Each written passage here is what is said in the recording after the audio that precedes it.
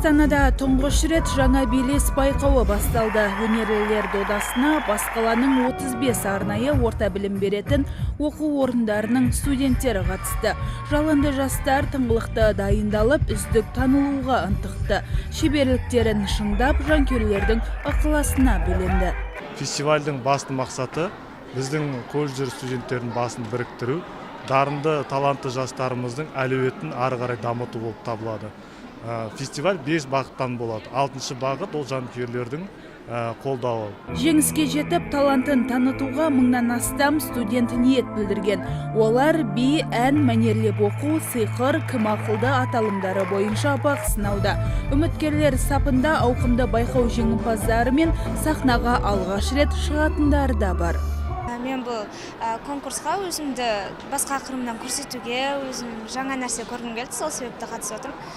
Бұрын мұндай конкурстарға қатыспаған болатым, алғаш рет қатысып тұрмын. Бірақ бәрі жақсы болады деп ойлаймын, себебі мұнда басқаларға қарағанда мен ерекшелігім рэп өнер жағынан өнер көрсететін боламын. Үміткерлердің шабытын шалқытуға жанкүйерлер ерекше ынтызарлық танытты. Жасампаздыққа ұмтылып, арнайы киім киіп, ұрандарын айтып, ерекшеленуге тырысты. Өйткені байқау аясында үздік жанкүйерлер анықталады.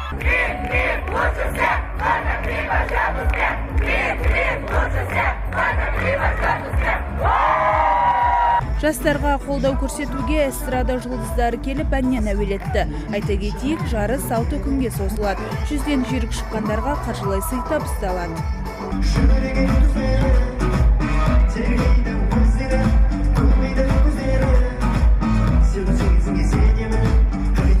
Сегодня